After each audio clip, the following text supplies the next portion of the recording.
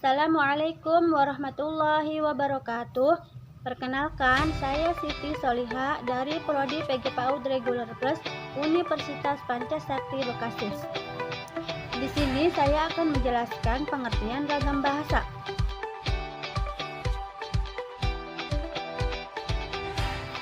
Yang dimaksud ragam bahasa adalah bentuk bahasa yang bervariasi menurut konteks pemakaian. Ragam bahasa tidak berfungsi sebagai atribut tetap seorang pembicara. Bahasawan yang kompeten biasanya menguasai berbagai jenis ragam bahasa dan mampu menyesuaikan ragam yang dipakai dengan situasi dan tujuan berbahasa.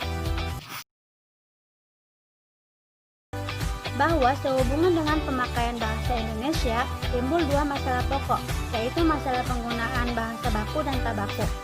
Dalam situasi resmi seperti di sekolah, di kantor, atau dalam pertemuan resmi digunakan bahasa baku.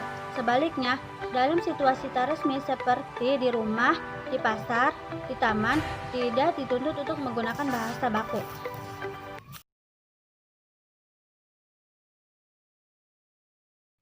Seperti yang telah kita ketahui, bahasa Indonesia memiliki beragam jenis. Macam-macam ragam bahasa dapat dibedakan karena berbagai faktor. Berikut merupakan macam-macam dari ragam bahasa.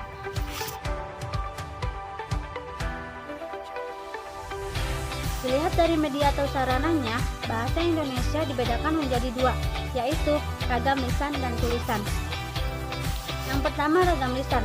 Ragam bahasa lisan merupakan bahasa yang dihasilkan melalui alat ucap dengan fonem sebagai unsur dasar. Ciri-ciri dari ragam lisan ini adalah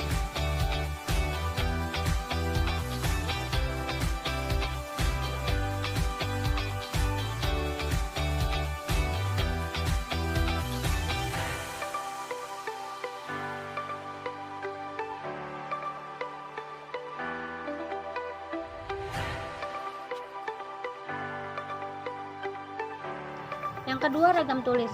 Ragam bahasa tulis adalah bahasa yang dihasilkan dengan menggunakan tulisan atau rangkaian huruf sebagai unsurnya. Ciri-ciri dari ragam bahasa tulisan yaitu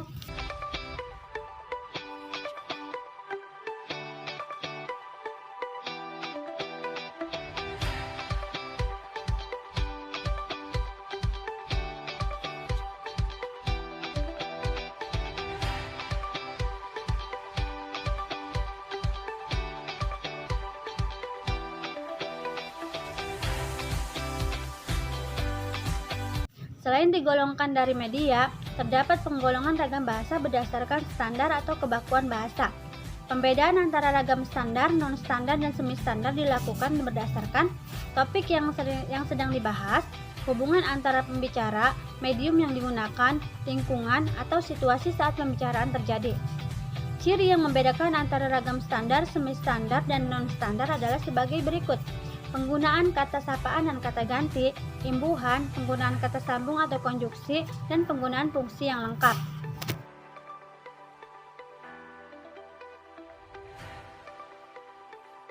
Apabila dilihat dari cara pandang penutur atau pembicaranya, ragam bahasa Indonesia dibedakan menjadi 4. Yang pertama, ragam dialek. Yang kedua, ragam terpelajar. Yang ketiga, ragam resmi. Dan yang keempat, ragam tak resmi.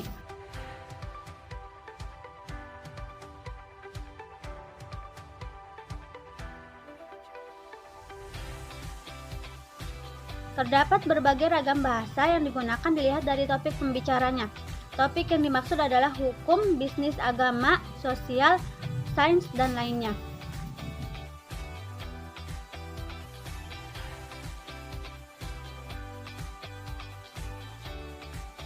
Adapun ragam bahasa Indonesia memiliki fungsi sebagai bahasa nasional. Fungsi-fungsi tersebut adalah 1. Menyatukan berbagai bahasa di Indonesia. 2. Simbol kebangsaan nasional. 3. Simbol identitas bangsa. 4. Antar kelompok atau etnis. 5. Alat pemersatu adat dan budaya antar daerah. Selain itu, bahasa Indonesia juga digunakan sebagai bahasa negara. Fungsi dari bahasa negara adalah 1. Bahasa resmi negara. 2. Bahasa pengantar pendidikan. 3. Alat komunikasi di tingkat nasional untuk kepentingan pembangunan. 4. Alat pengembangan ilmu pengetahuan dan teknologi. Demikian dari saya. Semoga teman-teman dapat mengerti dan dapat memahami apa yang sudah saya sampaikan. Semoga bermanfaat. Wassalamualaikum warahmatullahi wabarakatuh.